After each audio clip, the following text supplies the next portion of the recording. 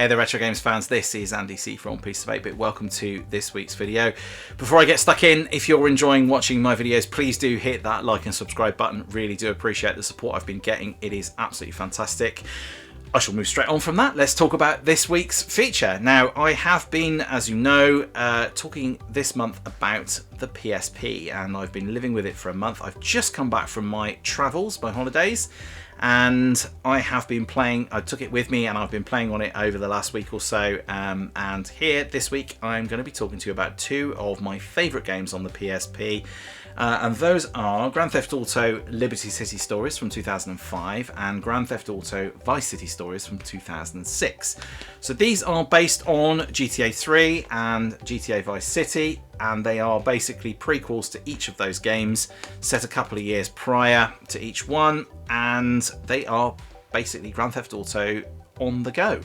So what I'm going to be looking at today is how do they stack up. I'm going to talk to you a little bit about how they stack up against their bigger siblings, and I'm going to be talking to you a little bit about whether they're worth a revisit and how to kind of go back and play them again. So I'm going to have some gameplay in the background that I've already pre-recorded, and I'll talk over that for about 10 minutes for each. Obviously, this is Grand Theft Auto, so it comes with a bit of a warning. It is both violent and the language is dreadful.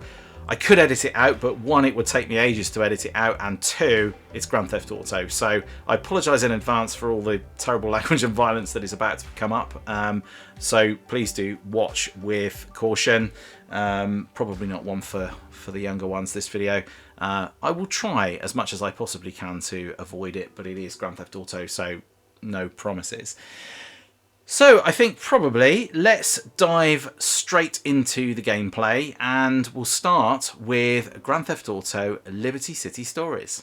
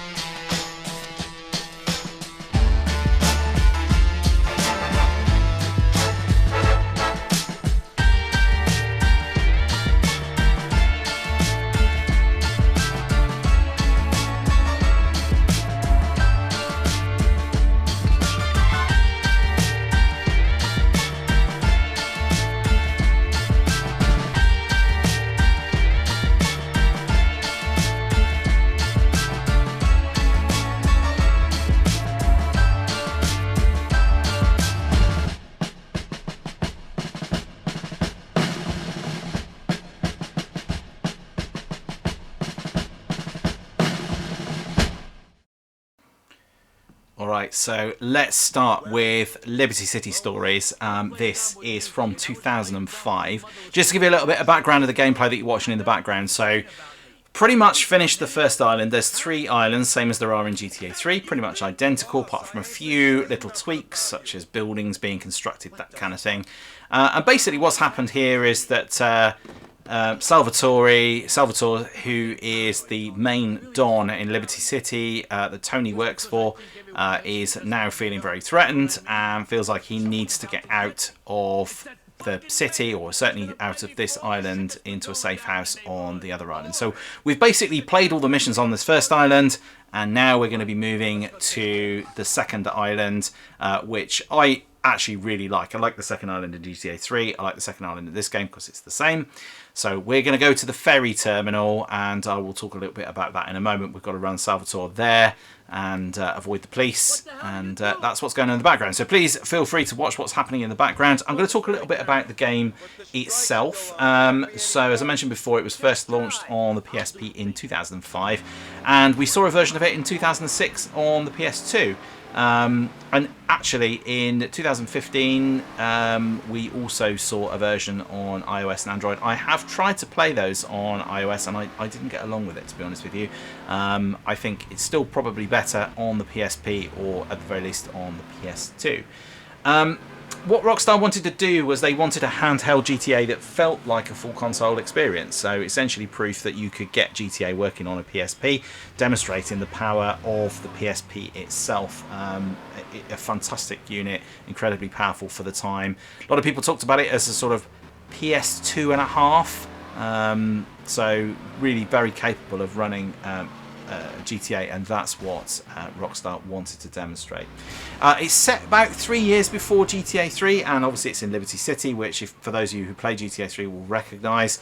And it's got a modified renderware engine, which is the same tech that was used in GTA 3, Vice City and San Andreas. All got a very similar feel to them. As I mentioned before, it's the same Liberty City map, but with some alterations. So we've got some buildings under construction, we've got different businesses.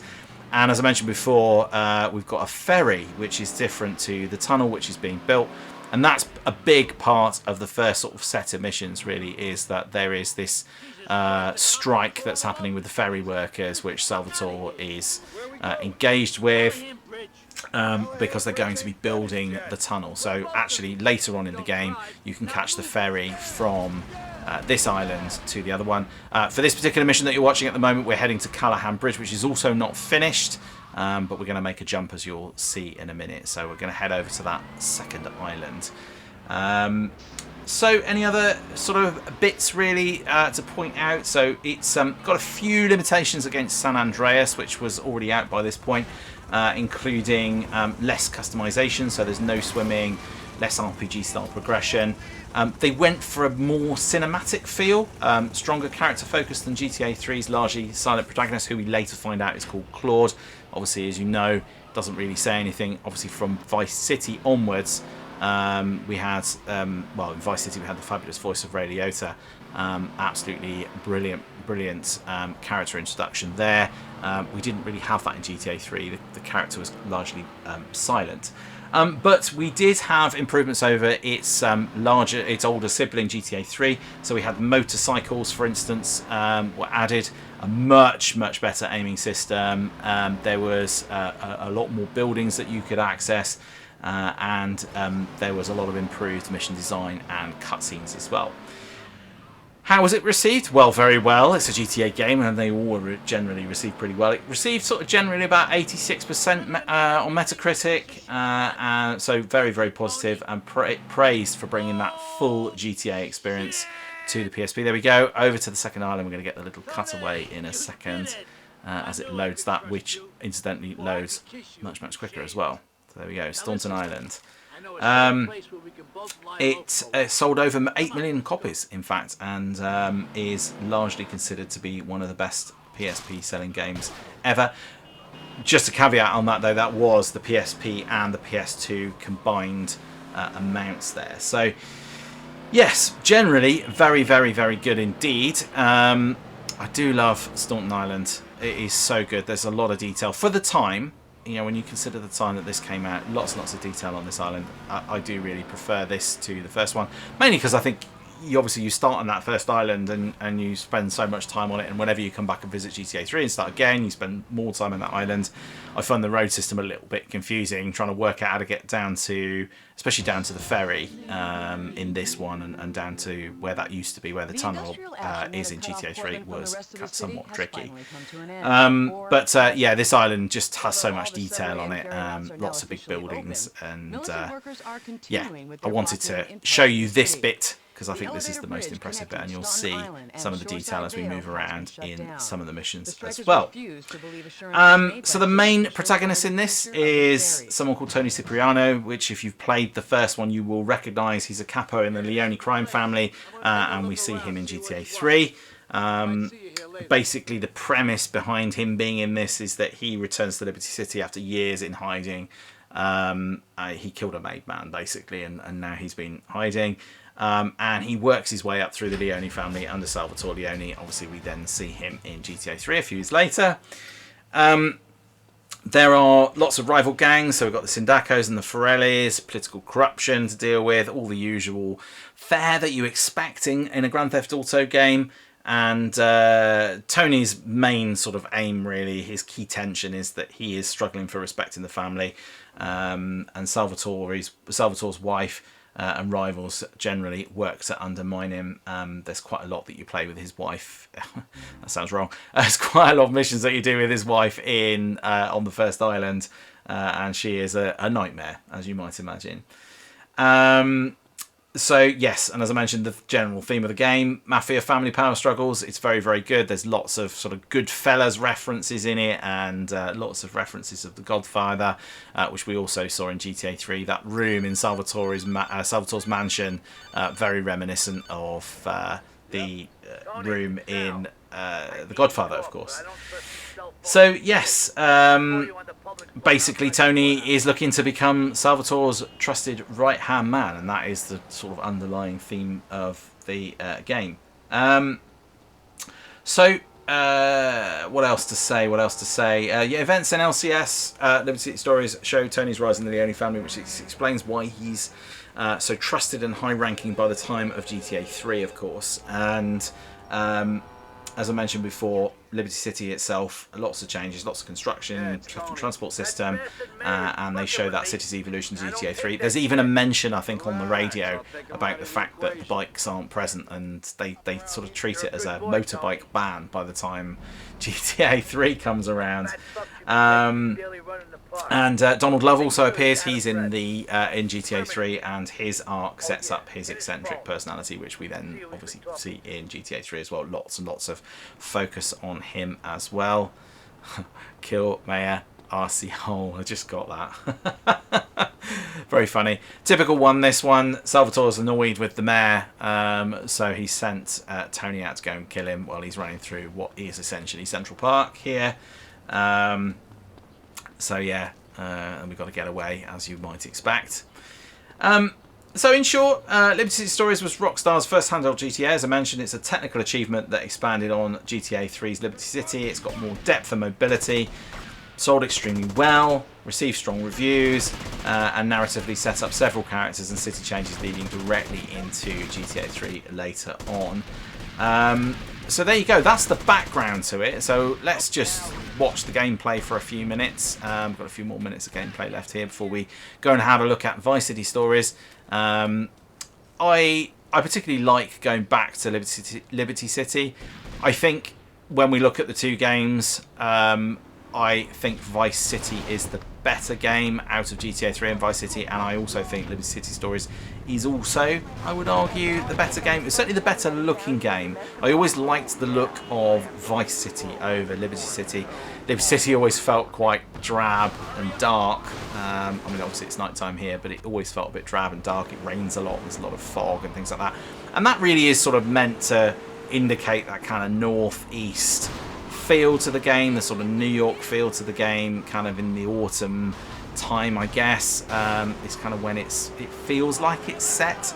Yeah, so I always kind of preferred the brightness and the vibrancy and the neon that came with Vice City, but I do love the look of this game. I think it is amazing, and also I think, as I mentioned before, coming over to that second island definitely makes it.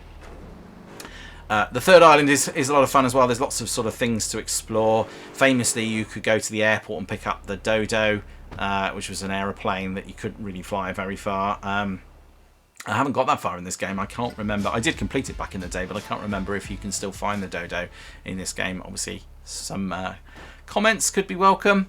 So yes, let me know. Yeah, I do enjoy this as well.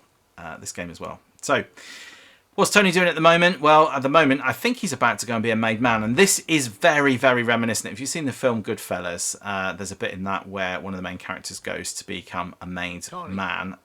Spoiler alert, if you've not seen the film, he gets killed, basically. And it's to do with, it's sort of like eye for an eye kind of thing. So when you play this mission... there is a bit of tension. They come to pick Tony up. He's getting in the car there, and he's like, "Yeah, I'm not going to whack you." Drive to the meeting place. It's all very, very reminiscent. Let's just watch it for a moment. It doesn't take too long. We'll talk a little bit about the city as we're driving through. Once I get out, because I couldn't remember how to get out. Onto the main road here. Yeah, I have to keep the radio turned off. Apologies for that. One of the things that is brilliant in this game and all the GTA games is the music and the radio stations. They're fantastic. Lots of hilarious commentary and features and lots of fantastic music. But because of copyright, I didn't want to risk playing music on here and then getting a copyright struck on the video. So you'll have to just go and play the game. Yeah, here we are driving through Liberty City. Obviously very, very reminiscent of New York, as I mentioned before. As we go to the meeting point for Tony to become a made man. I think I went the wrong way to start with. Did I go the wrong way? Yeah, I tried to go down there. It is actually down there, but it's I didn't want to take the car down there, so I think I ended up backing up and going the long way around. Once I kind of realised. It's actually quite a nice day now. I said it was really dark and grim and grey, but actually look, it's a lovely day. Dawning in New York. Liberty City, sorry. I corrected myself. Okay, here we go. So at this point, if you don't remember the game, you're feeling a bit tense because you're like, well, am I gonna have to kill all these guys? Obviously they're not gonna kill Tony off, it's only not even halfway through the game yet. But he goes down the steps. Where's Salvatore? Am I gonna get shot? This feels bad. Here he is. He's got a gun in his hand. Why has he got a gun in his hand? Oh, Salvatore, I'm Mr. Leone. Our mama's been waiting for this day. And there you go.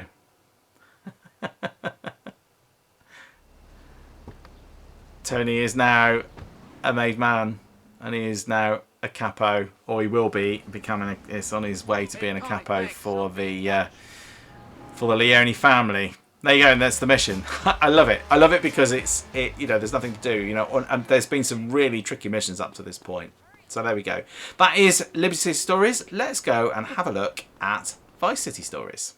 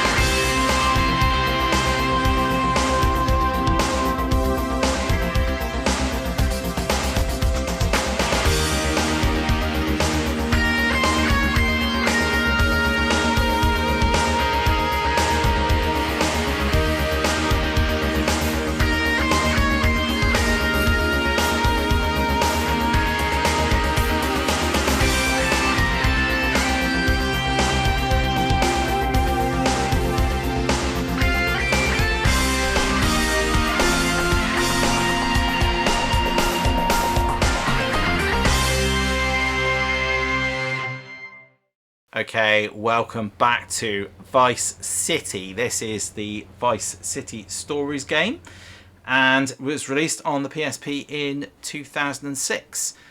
This obviously follows, well, actually it is a prequel to the Vice City game, GTA Vice City, which came out in 2002. And it's set in 1984 in Vice City, 2 years before GTA Vice City. We are playing as, I'm trying to remember his name now, Vic Vance, who, for those of you who play GTA Vice City, will know is the brother of Lance Vance, who is a key character in GTA Vice City later on. So in this particular game, unlike GTA Liberty City Stories, where you start on the same first islands as you do in GTA 3, in this game you start on the second island, which is not the same as Vice City, where you start on a different island. And that's quite cool, I suppose. I actually prefer the second island. It's got a bit more to it, a bit more around it, but although Vice City in general is just a really, really nice environment. What I do like about the first island in Vice City, which you come to later in this game, is the ocean front. We've got all the neon buildings, very reminiscent of Miami, of course. So essentially, let's get some quick facts then. So this sold 4.5 to 5 million copies, PSP and PS2 combined. So quite a lot less than Liberty City Stories, but it was still considered a success. Had very, very strong reviews, very, very similar sort of level of reviews to Liberty City Stories.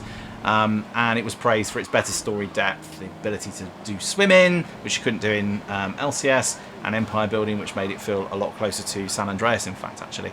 One thing which I would have loved to have seen back in the day was San Andreas Stories, but I just don't know whether, well, I don't know whether the PSP was up to the job. It might just be the size of the disc that was the problem more than anything else, frankly, because the PSP was very, very capable of games like San Andreas. So I don't really know why they didn't do it. I assume just purely down to the size of the disc.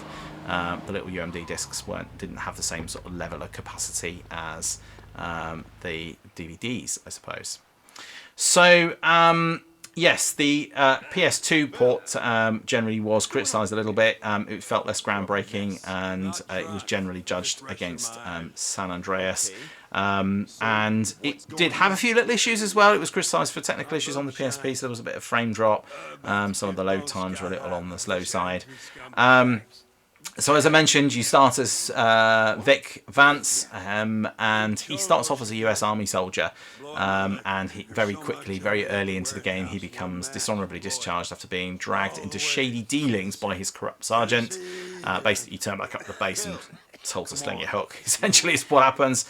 And essentially what he's trying to do is support his sick brother Pete, not Lance, but obviously his brother Lance is unstable. So he returns to essentially a life of crime in Vice City. You're watching Phil rolling around on the floor here as one of the early mission givers. Yeah, just basically a crazy drunk, essentially. So he works for a number of factions throughout the game. So drug lords, mobsters, shady businessmen, all the usual things you expect from a GTA game. And there is that empire building mechanic which ties into the plot. Vic takes over criminal businesses to build his own power base. He also has tension with his brother Lance, and the Lance family get sort of dragged deeper into the drug trade, which we see borne out more in Vice City later on. So the key themes, as I mentioned, sort of that ambition, the seeds of the Vance brothers, downfall, family loyalty, corruption. Again, all usual fare for Grand Theft Auto. So we mentioned Vic and Lance as two main characters. We have Ricardo Diaz, who is another character that appears in Vice City. He appears later on. Humberto Ribena, who's a Cuban gang leader. Phil Cassidy, who we just saw there, who's a gun runner. He's younger in this game, obviously, as you might imagine, but he's still absolutely wild. And obviously all of this shows how they built their drug empire, how Ricardo Diaz rises to power, and obviously, as with Liberty City Stories, it foreshadows events in Vice City, essentially, especially the betrayal by Lance later on. And yeah, it's... spoiler alert at this moment, Vic's journey does end quite tragically, and it leads directly into Tommy Vercetti's takeover in GTA Vice City later on. So yeah, it was very much Rockstar's attempt to outdo LCS. As I mentioned, adding that swimming and empire building and a more emotional story. Expanded on Vice City's world as well, while setting up the downfall of the Vance brothers and fueling those events of Vice City, as I already mentioned. And whilst it didn't sell as much as LCS, it is often considered the better handheld GTA in terms of gameplay and storytelling. Some of the mechanics are definitely improved in the game. You know, driving, the aiming, there's just a few things. It just feels a little bit tighter, and I do also prefer this game. It's a difficult one because obviously Vice City does have that fabulous 80s soundtrack and vibe to it, which I just love, and I loved revisiting that and returning to that as well. So it's an easy win for me. Oh, you're going to watch me absolutely bodge this mission here.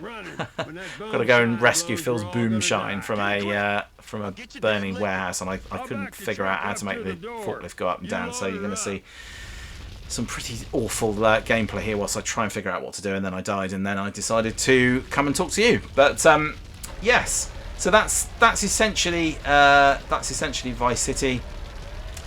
Lovely game, really do enjoy it, and yeah, I think you should definitely go and check it out. So there we go. That is Vice City and Liberty City stories, respectively, and yeah, I think let's go back and have a little chat about what I thought of those. I'll give you a few little tips about how to play them as well, because it's not so straightforward if you don't have a PSP. Yeah, I'll see you on the other side. I'll leave this running for a little bit. You can watch my forklift truck driving ineptitude for a few more seconds, and I'll see you on the other side.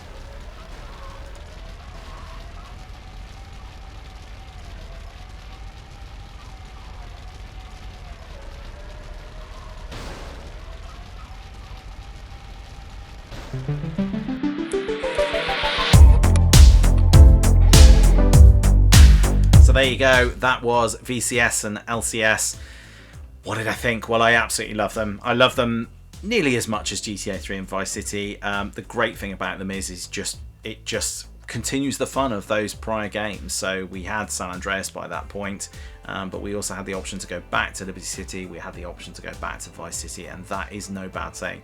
They both have those amazing soundtracks, they both have those ridiculous radio stations, they have the fantastic missions, all of the usual structure and fare that you expect from any kind of Grand Theft Auto game, and I just love them, and they just were great fun to play, and I really enjoyed going back and revisiting those, and you should too. If you played GTA 3 or you played Vice City back in the day and you want a bit more, they were a great way of getting a bit more, some additional missions, new characters, loads and loads of little Easter eggs that lead into their older siblings, if you like, despite the fact that obviously they are these two games are prequels to their older siblings.